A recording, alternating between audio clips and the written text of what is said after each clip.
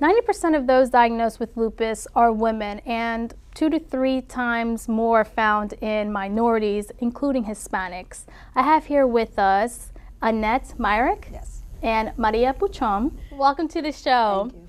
These ladies are actually going to help us understand more about the lupus disease and how it affects not only Hispanics, but all those different types of races here in Delaware, because you are from the Philadelphia Tri-State chapter. Right, the Lupus Foundation of America. And we do have outreach programs and events that are here in Delaware. Yes, that's right. We have a regional office in Wilmington. Okay, wonderful. Excuse me.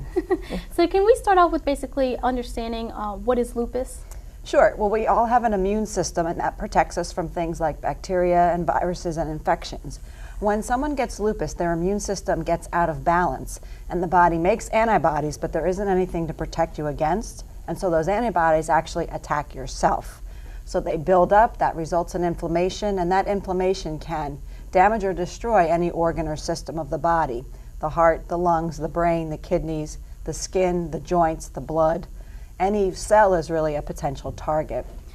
It does affect women 90% of the time, so we know that there's some kind of a hormonal connection. Okay, and what are some of the symptoms that we can look out for? The most classic symptom is fatigue and weakness and joint pain. And fatigue in the sense that you could sleep 6 or 8 or 10 hours and still wake up and feel like you've been run over by a truck. And if you think about what the body's doing with the immune system, that seems a little bit logical. Right. People also may experience mouth ulcers, hair loss, very common rashes on the skin, or what we call the butterfly rash across the cheeks and the bridge of the nose.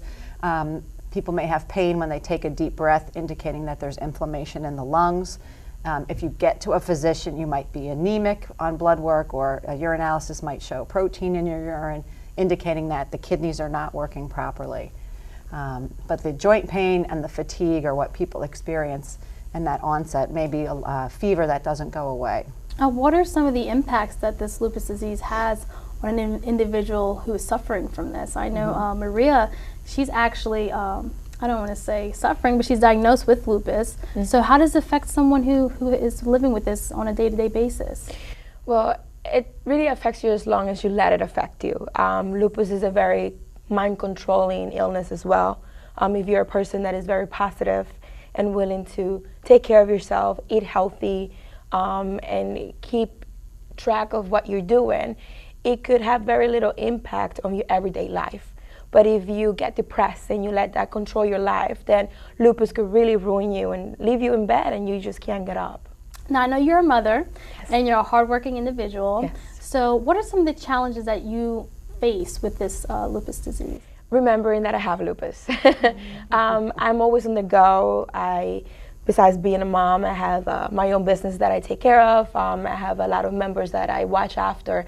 And sometimes I forget that I have an illness, that I need to rest, that I need to eat healthy. So honestly, that's the biggest challenge for me. And does this affect you a lot during the day, or can it just have its type of flare-ups? It has flare-ups. There's times where I'm completely healthy and feel normal. And then there's days I wake up and I'm really tired, like she said, and I slept, but I still feel like I haven't slept at all. And I get the rash, I get swollen one moment and I'm okay, and then someone sees me, oh, you gain a lot of weight.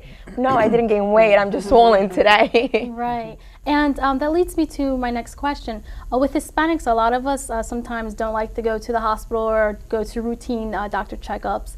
When did you find out that you had lupus, and how did you find out? It was around 2007, and actually I had a devastating event in my life. And that led me to go to the hospital, and I was very sick. And for a long time, we couldn't figure out what it was. Okay. And my family actually didn't want me to give up. They kept saying, keep doing research. Back then, they didn't know as much as they do now. And even though it's been such a short period of time, a lot has changed as far as diagnosing lupus. But my urologist was the one that found out that I actually did have lupus, and he was the one that brought it to my attention. Wow. There's no blood test that's a yes, you do, no, you don't have lupus. And so the symptoms and the history of those symptoms is an important part of the diagnostic process. So there's 11 diagnostic criteria, but because, as Maria said, the symptoms flare up, but then they also remit naturally.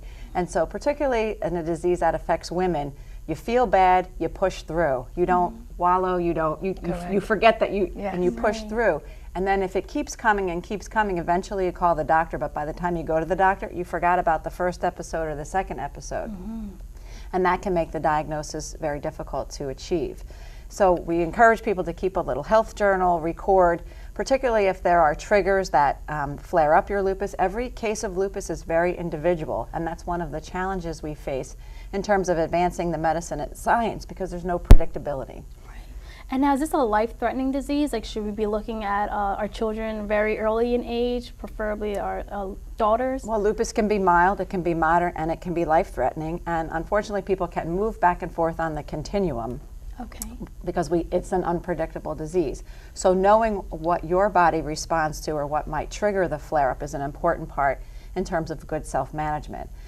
Because populations are affected more often with lupus, we know there's a genetic predisposition, but it's not one single gene that makes you the carrier like you might hear with sickle cell or some other diseases. Okay. So there are lots of facets that come into play, and there are actually environmental triggers as well. So many people with lupus have sensitivity to the sun. That's one environmental trigger, but that could also be, you mentioned a life-changing event, some kind of thing that really elevates your stress could sort of flip that immune system on, which then gets out of balance.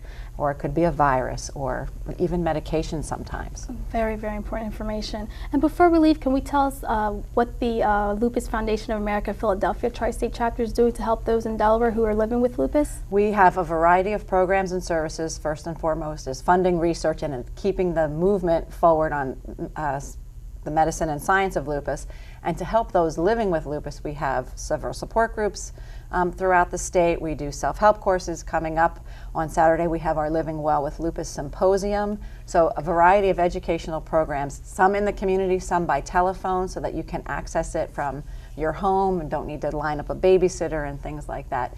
We do peer counseling, information and referral, among other things. And I just want real quick before we leave, Maria, just to share with us the recent walk that we had and how you had your friends wearing purple and supporting heads. That's why we have purple on today. Yes. Can you touch bases with that real quick before we leave? Yes, well, the Lupus Foundation did the walk. It's a walk that they do every year. It's to bring awareness. They also do have support in Spanish. You could contact India Colon. I know a lot of the community members know who she is, so don't be afraid if you have lupus to reach out. There's someone that speaks Spanish, so please give them a call and don't ignore it. It's not going to go away. Y si quieres decir algo en español, tú puedes decirlo ahora también. Si tienes algunos síntomas o crees que tienes lupus, por favor, comunícate con tu doctor o comunícate con la Fundación de Lupus. Sabes que te podemos ayudar.